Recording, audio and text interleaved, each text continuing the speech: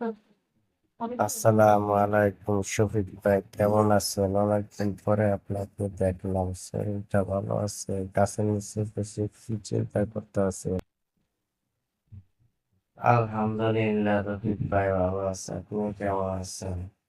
অনেকদিন পরে আপনার সাথে দেখা হলো। আছি ভাই অনেক টেনশনে। ছেলেটাকে মাদ্রাসায় 2 বছর করালাম, স্কুলে 1 বছর করলাম, কোনো পরিবর্তন হচ্ছে না। আরো দিন দিন খারাপ হয়ে যাচ্ছে। তাই বসে চিন্তা করতে আছি কি করা যায়।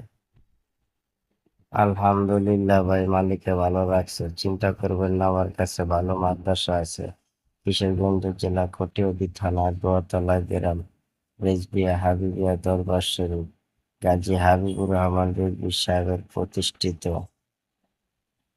ওই মাদ্রাসা পড়লে আপনার ছেলে ভালো হবে, ভালো একজন আলেম হয়ে বার হবে, আপনার মুখ উজ্জ্বল করবে। আপনি চিন্তা করবেন না।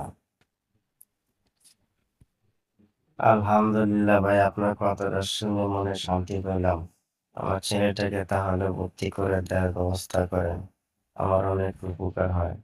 আমি তো টেনশনে মরিয়ে যাচ্ছিলাম, আপনি আমার মাথা থেকে টেনশনটা নামায় দিলেন। ঠিক আছে ভাই, টেনশন করেন না।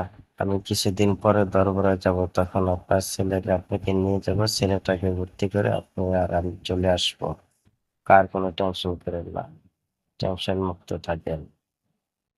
ঠিক আছে ভাই, আলহামদুলিল্লাহ ভাই, আমার অনেক উপকার হলো। আপনি যাওয়ার কিছুদিন আগে আমাকে জানিয়ে দিলেন, তাহলে আমার সুবিধা হবে। আচ্ছা ঠিক আছে, আপনি টেনশন করেন না, আমি যাওয়ার আগেই আপনাকে জানিয়ে দিব। আমি তাহলে এখন আসি। আল্লাহ হাফেজ।